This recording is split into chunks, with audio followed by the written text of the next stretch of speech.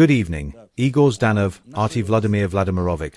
Going back to Alaska, you immediately began to communicate with US President Donald Trump right after landing on the red carpet. Then, after taking the photo, you got into the car with him and continued your conversation. Could you, please, tell us what you were talking about? What language were you speaking? What were the details of your conversation? Thank you very much. Of course, we were speaking in English, but the broken part of my vocabulary remains partially intact. At the very beginning, I told him at the press conference, I said, "I am very glad to see you, dear neighbor, healthy and alive." While we were driving in a limousine, it took us 30 seconds to get there. We used general phrases and that was it. And one more important question about the special operation. Vladimir Vladimirovic, there is a chance that it will end soon. How do you feel about this? Do you feel it? Are we moving towards the end? I will start with the second part, since it is the key one.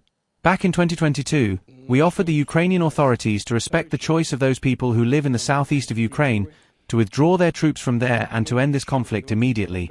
I must say that, in general, this did not cause a complete rejection. But after we, on the insistence of our Western European colleagues, withdrew our troops from Kiev, the situation immediately changed. We were told, almost literally, that now we will fight until either you turn your heads away from us or we will turn our heads away from you. I do not remember whether I ever said this publicly or not, but it sounded something like this.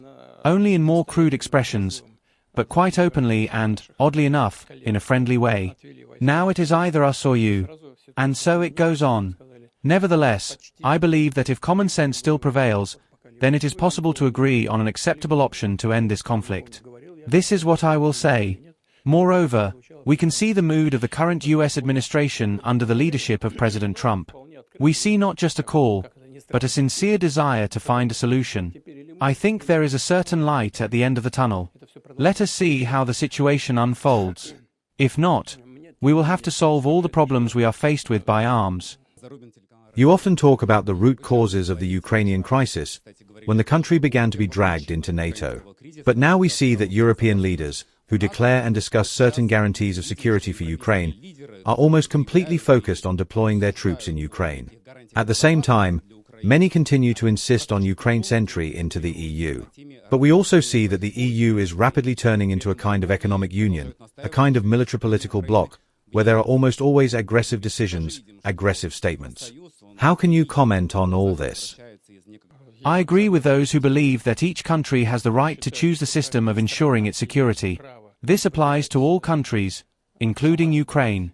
But this also means that the security of one country cannot be ensured by the security of another country, in this case the Russian Federation.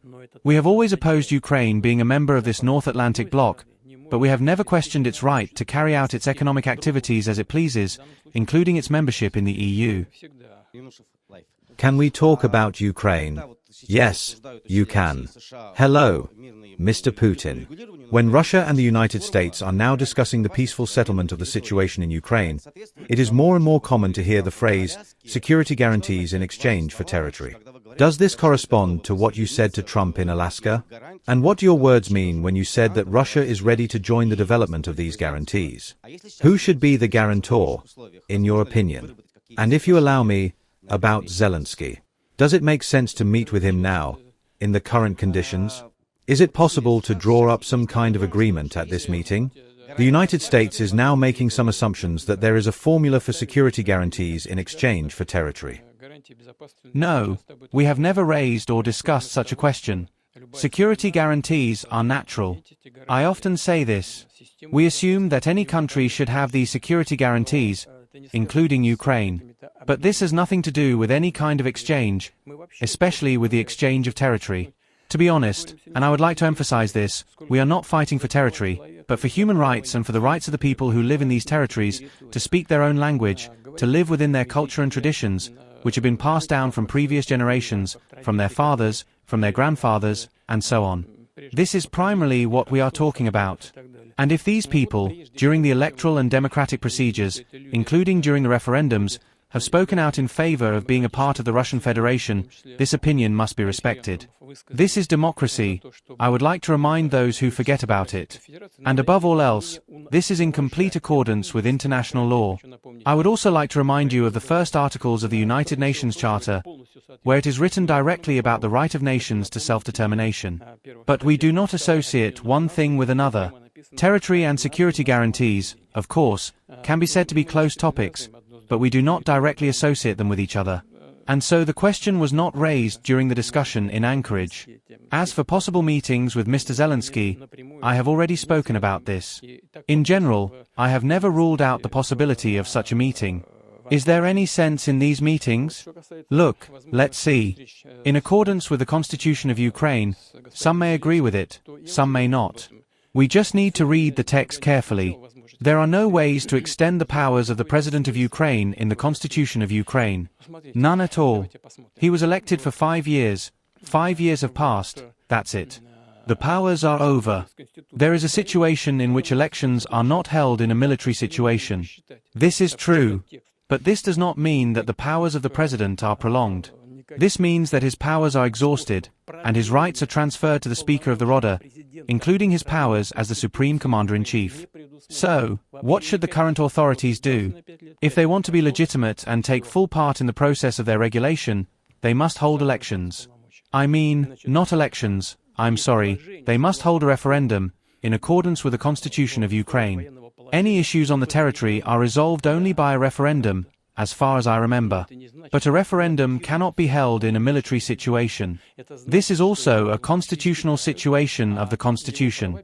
In order to hold a referendum, a military situation must be abolished. But as soon as this is done, elections must be held.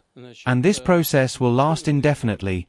The outcome of the elections is not clear, but whatever the outcome, it is necessary to obtain the corresponding conclusion of the Constitutional Court. This is how it is written in the Constitution. But how can we obtain the conclusion of the Constitutional Court? If, after the authorities demanded from the Constitutional Court of Ukraine to approve the extension of the President's powers, and the President actually refused to do this, do you know what they did in Ukraine? It is funny, but it is a fact. The security forces stopped sending the President of the Constitutional Court to his workplace. That's it.